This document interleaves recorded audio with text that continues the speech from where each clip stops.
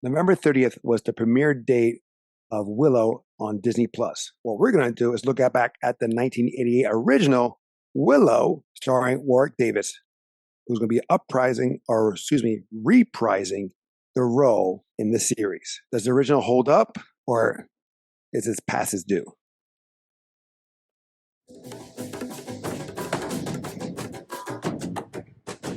But before we get into our review, guys, if you want to learn how to save money in gas, groceries, restaurants, check the description below. It's not a sponsor. We don't get any kickback from it. It's just our saying thanks for our viewers of watching and listening.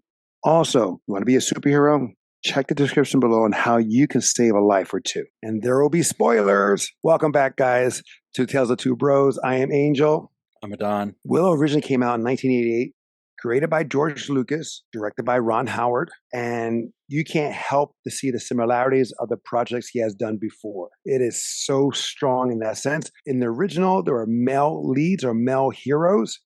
What you got here is female roles and heroes, if you will. You have the Palpatine and Obi-Wan, played by two ladies, old ladies as well.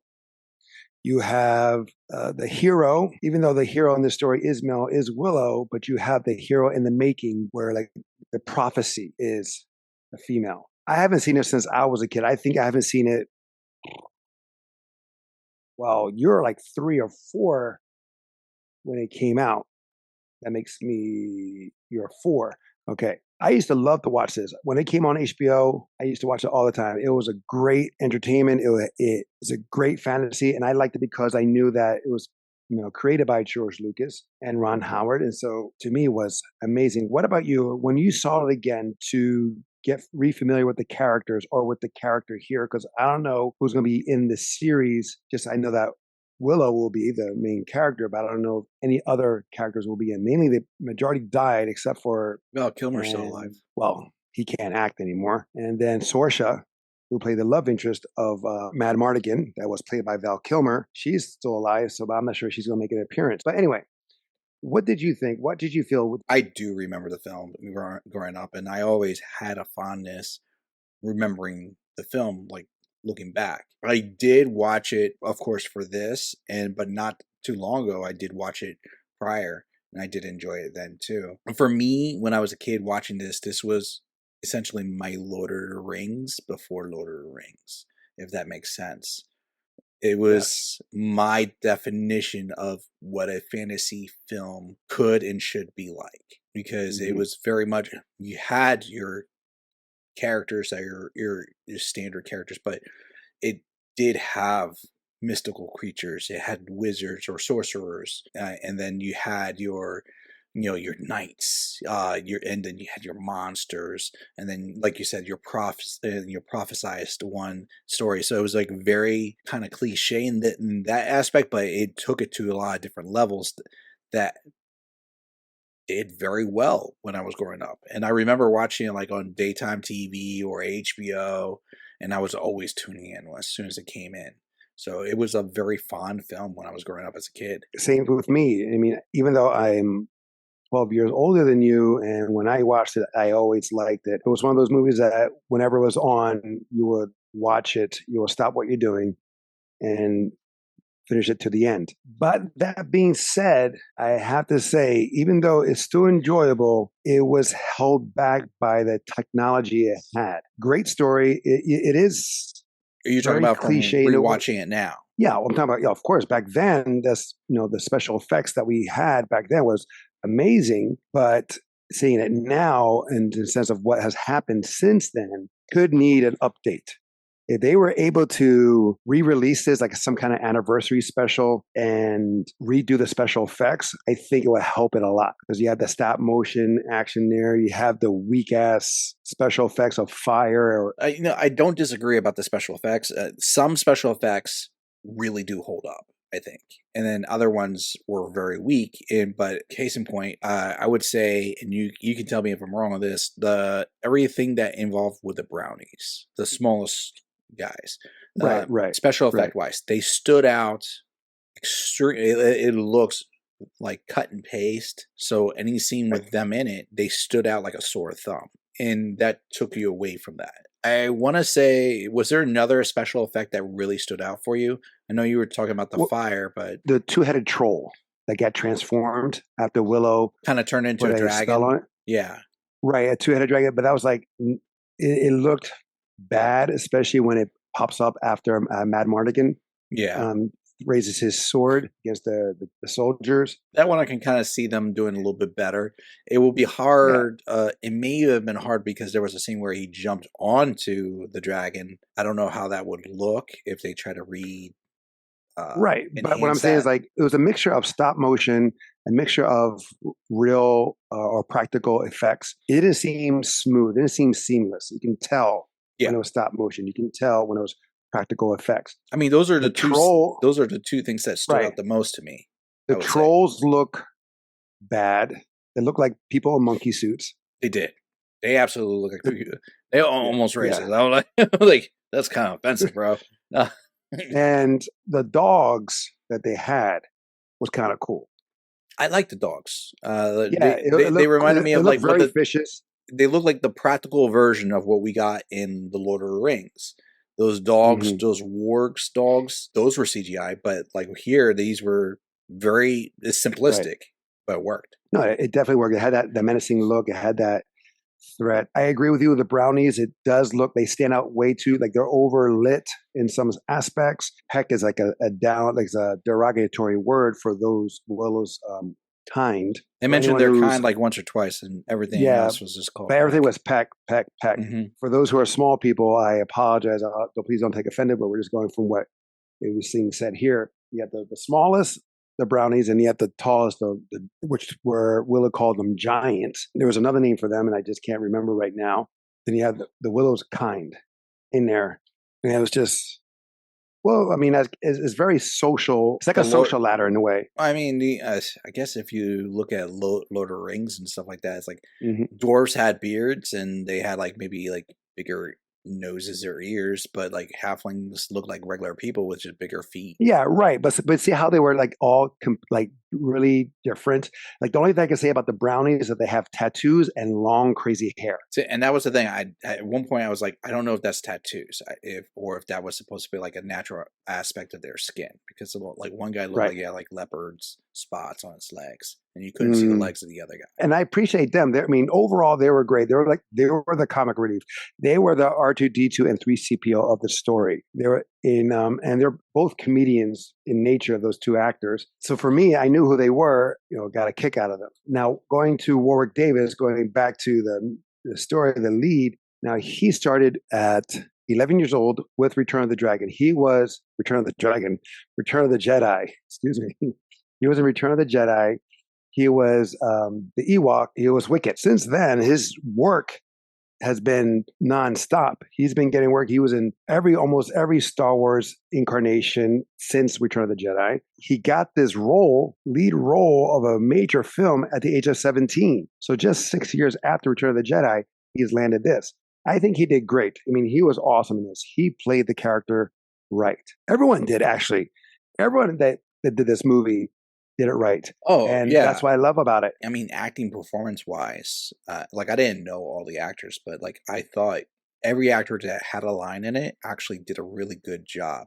Going from Hmm.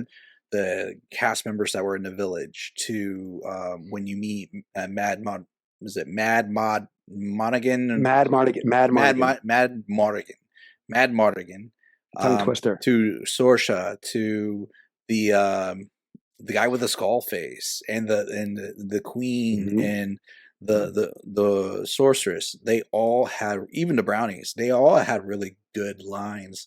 But it's not just that the lines were good; they brought something to the table. I think performance wise, Right. and I would have to Right. agree.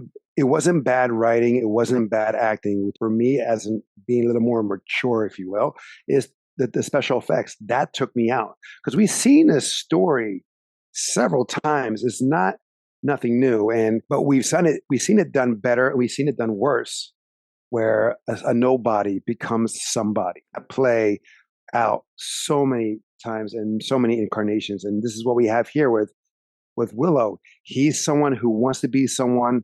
He wants to be somebody. He inspires to be a sorcerer.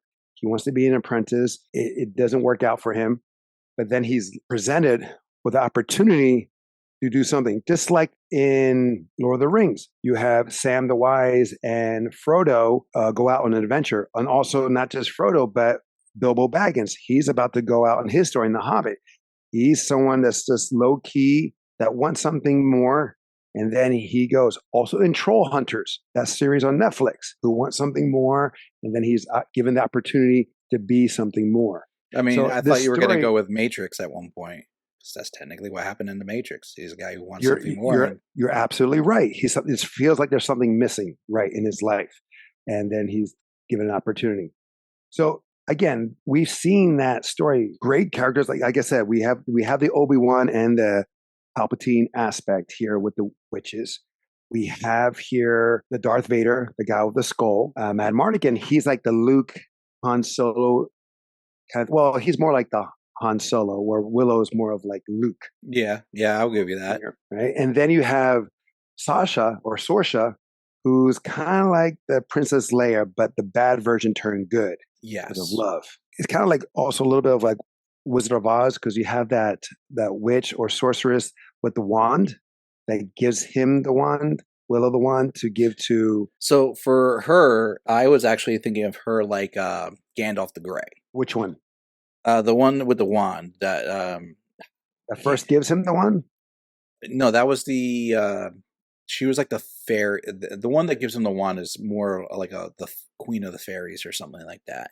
Right. I'm talking about the one that was actually the animals at first when it first gets introduced. Willow. Yes. Willow. And Right. she was always insulting Willow and whatnot. And I was like, what was her name? I'm trying to look her up right now. Those are the R. Anyways, her, who is memorable yet forgetful, I guess. And then Queen Bavmorda, that was played by Jean Marsh. I think she did fantastic as a villainess. And she was awesome. I thought of her, if we're comparing to Lord of the Rings, like the Sauron. no, Sauron wasn't. Saruman. It was like Saruman, or if you want to compare to Star Wars, she was the Palpatine. She was the Emperor. I said that, but okay. Yeah, no, I'm just reinforcing you. But because- the witch, the animal sorceress that became human again, Mhm. it was Raziel. Raziel, yes, And the names are good. Queen Bavmorda. That's a great name. Bavmorda, yeah. Bavmorda. That was an awesome name. Also, the action was pretty good. The fight Yes. scenes were done very well. When you see Val Kilmer wielding the sword, he looked seasoned. Some of the weaponry was really cool, especially from Eric. Yeah, I want to say Eric, but it's not Eric, but it's Eric. But It's Eric his with an weapon A. is Air with a K at the end. Is Eric. But anyway, his weapon was really cool. The one with like a mini shield and then the sword coming out. So that was cool. That's very. Yeah. We've seen it before in other. It's very reminiscent to Conan's weapon before he had the sword when he was being the gladiator. Speaking of Val Kilmer's character, he kind of had like the Conan flair, where he'll flip the sword. Right, but he'll also toss it. Yeah. That's how you spin it. So he had that, he had that little je ne sais quoi, if you will, with his performance as a sword wielder. There was a move that I saw. I didn't know they did it way back then, but because it got very popular, like somewhat recently in fights. Mad Mardigan and Sasha are on horseback, and they're going into the canyons. And she breaks free and she escapes him. And to stop him, she punches him in the throat and then stomps him in the groin. I was like, yeah, that's pretty violent back in 1988, in my opinion. And since we've seen martial art films and all that stuff, but to go that way, to stop an aggressor, to hit in the throat and to stomp in the groin like that, that's basic self-defense. And to see that there in a film from 1988, done so well and effectively, because she didn't waste no time. She just hit the two spots quick, clever and smart to take someone who's bigger than you that fast. I really don't know what else to talk about in the sense of, since it's 1988, and it does hold up well in the sense of story, acting, action. The only thing that doesn't is that special effects stuff. I mean, honestly, like when you were talking about the action's engaging. They kind of had like some, like there was like an Indiana Jones moment, I want to call it, where when you first get the dragon, even though it had the poor CGI, not really CGI, claymation, everybody ran away. And when he realizes there's a dragon in front of him or behind him, he runs over and he runs to the side of all the other guys, and they're all looking at him, and he's looking back at them. But then it goes back into the action. So it has some that one moment, and it has great moments of like, it knows where to introduce humor, is where I want to say. Like, so you can go from being serious to having some good humor tied in, and going back and forth, which is not easy to do in a film. One thing I will say, practical effects, when they were good, they were like really on point. Like the scene when everybody turned into pigs, instead of doing it like when they turned a sorceress into animals, they were going practical effects, and that looked almost terrifying. I guess they're trying to stress that and how terrifying it is and how painful that was. What stood out with me? Just your favorite scene overall. Well, it's kind of hard. It's like every scene with Val Kilmer. Everything with Val Kilmer was very good. Yeah, he did a really good job of stealing. It's kind of like how he was in Tombstone. Like every scene he was in, he stole the show. He stole the scene. And here he did that as well. He was very charismatic when he had to be charismatic. When the action had to be done, he was good at the action. But I will say, for me, what was kind of funny is not with him, but with the two witches, sorcerers, where Raviel grabs the queen by the wand and starts throwing her. And the queen is being slammed against the walls.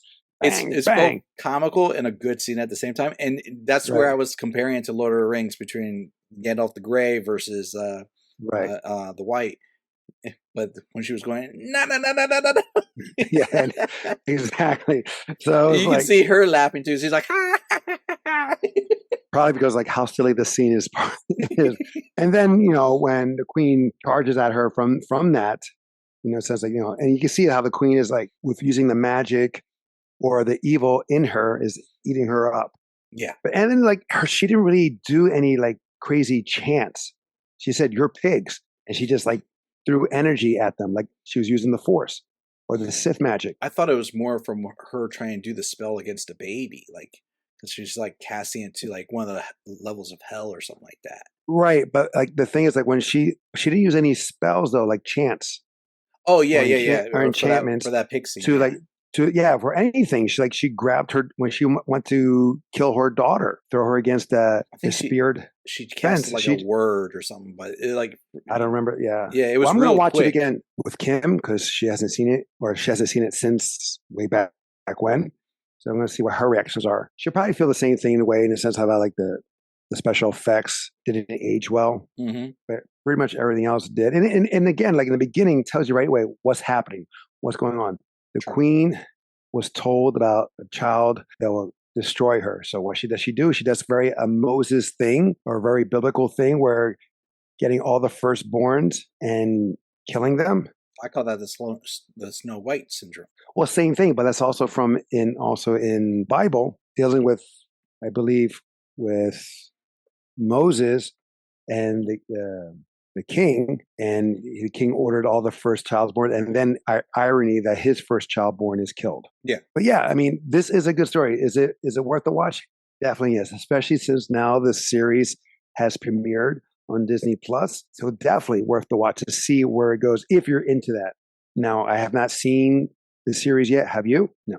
It's like there's 8 episodes, I believe.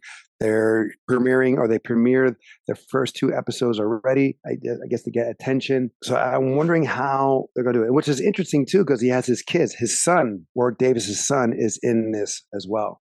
So now it's like the circle's kind of complete. Here's the thing. Like, I haven't watched any of the trailers or anything like that. So I'm wondering if they're going to bring back the Princess of Prophecy, because in the movie, the princess was a baby. That was the one twist I kind of enjoyed. The fact that the prophecy came through, but not in a way that your average person would think.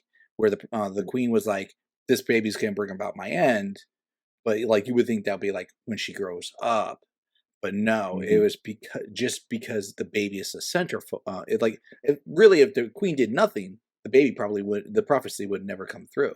It was a self-actualizing prophecy. In that sense, you're right in the thing that she did it to herself. Exactly. And like with a little help from Willow. because all he did was trick her, and right. But then she goes with the wand to do a death strike or death blow, and when she puts it up during the rainstorm, the lightning strikes.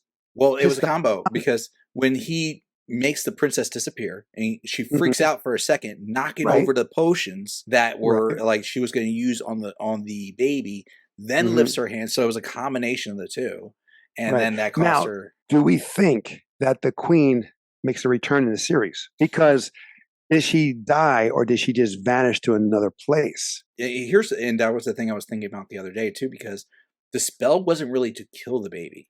It was to banish it to a place where it could never return. Here, now, of course, it's not going to be the same actress. If they had the same actress from 1988, it'd be like that Disney. That'd be kind of amazing. Redoing her CGI wise or something like that. Well, no, well, Palpatine, he's been alive since the 70s. Actually, or 83. He's been there. He was in Return of the Jedi.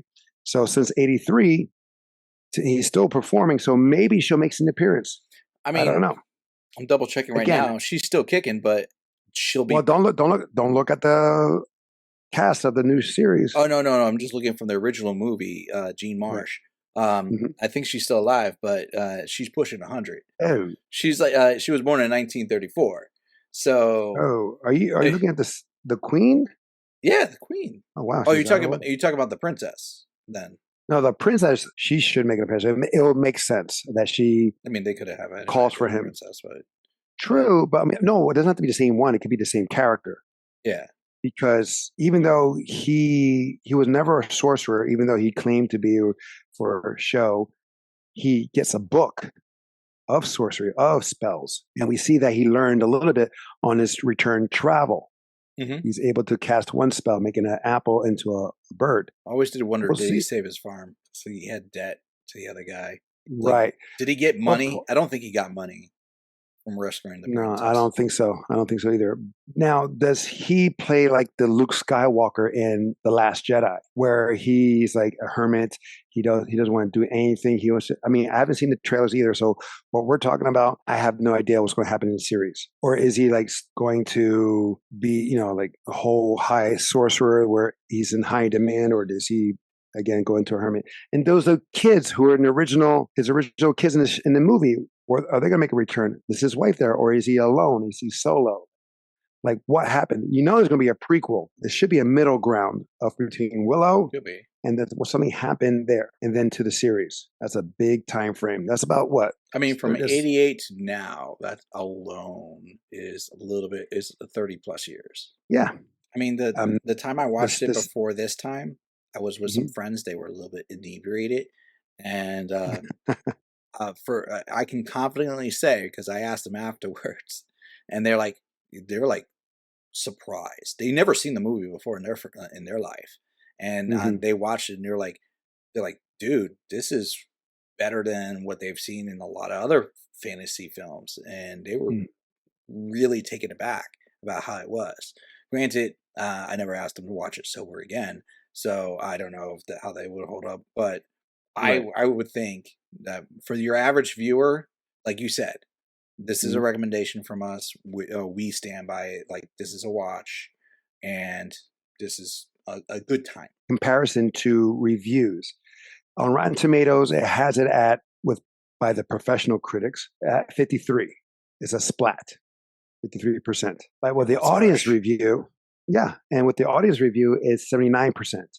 Now, granted, you have with the professional reviews, it's 59 reviews. With the audience reviews, it's over 100,000.